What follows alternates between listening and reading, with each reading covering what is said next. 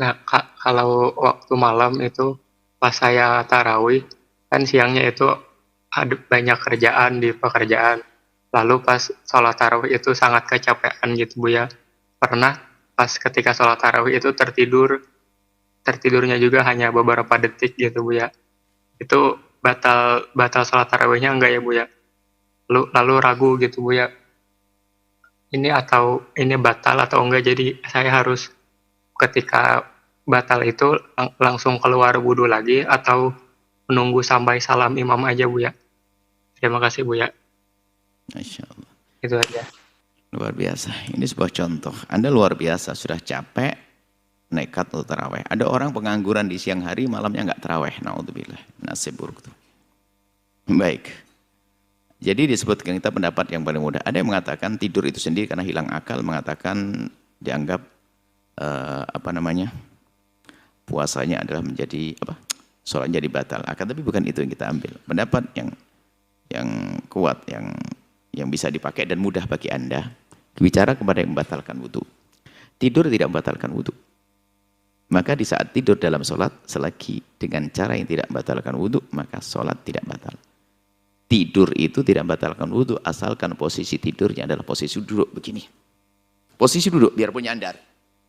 Tapi kalau tidurnya adalah selain daripada posisi ini, dikatakan oleh para ulama mazhab Syafi'i adalah membatalkan wudhu. Sebab dikatakan al-ain wika usyah, jadi mata itu mengikat belakang. Sebab kalau orang matanya tidur, nggak sadar buang angin dan seterusnya.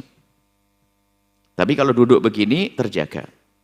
Maka tidak batal. Dikatakan kalau posisi tidurnya duduk, adalah tidak batal. Mohon maaf ini, waktu kita membahas, kenapa di dalam bahasan fikih, kok kalau tidur, duduk tidak batal, selain tidur adalah batal. Ulama waktu mencetuskan sebuah hukum itu juga tidak asal-asalan. Nah, karena dilihat pada zaman Nabi, ada sahabat Nabi itu adalah nunggu Nabi itu sholat isya sampai kemalaman. Sampai mereka ngedengkur, tidur ngedengkur tuh ngorok. Sampai dagunya jatuh ke dadanya. Jadi betul-betul tidur. Tapi waktu sholat dengan Nabi mereka tidak disuruh wudhu. Ulama mencermati cerita hadis ini, orang ngedengkur. Kalau ngedengkur dagu sampai dada, itu pasti tidurnya duduk. Kalau tidurnya baring nggak ngedengkur, telentang. Maka setelah itu disimpulkan bahwasanya, oh kalau tidurnya adalah duduk, maka tidak batal.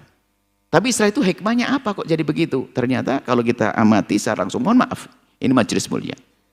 Kalau Anda dalam posisi tidak duduk, buang angin gampang. Tapi kalau lagi posisi duduk begini, kalau Anda buang angin tidak merubah posisi, itu bakal ngagetkan tetangga.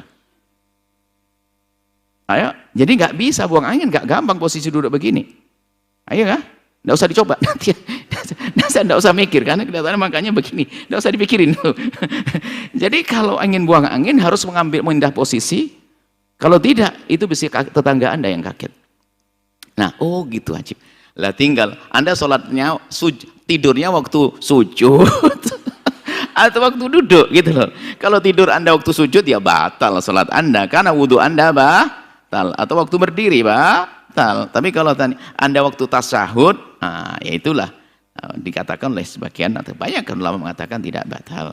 Jadi mungkin ada orang yang sholatnya luar biasa nih, menantu, Masya Allah kaget sholatnya berjam-jam, subhanallah. Rupanya waktu tasyahud itu tidur 2 jam. Waktu mertuanya datang, assalamualaikum. Oh, hebat, mantuku jago sholat 2 jam. Baik ya, seperti itu ya. Jangan Israel. Luar biasa, Anda punya semangat besar untuk apa? Semangat besar untuk ibadah. Dan akan tapi sebaik-baik ibadah adalah dalam keadaan Anda tidak ngantuk. Kalau mengantuknya berat sekali, Anda istirahat. Daripada Anda berdoa yang semula mendoakan diri menjadi mengutuk diri. Atau daripada Anda nanti jatuh tersungkur. Karena ada yang jatuh tersungkur, ya istirahat dulu. Tapi dengan jaminan waktu istirahat nanti Anda bisa melakukan ibadah setelah selesai istirahat. Baik, ini saja, Allah alam bisawab. Setelah Anda menyaksikan video ini, jangan lupa berselawat kepada baginda Nabi Muhammad sallallahu alaihi wa alihi wa sahbihi wasallam.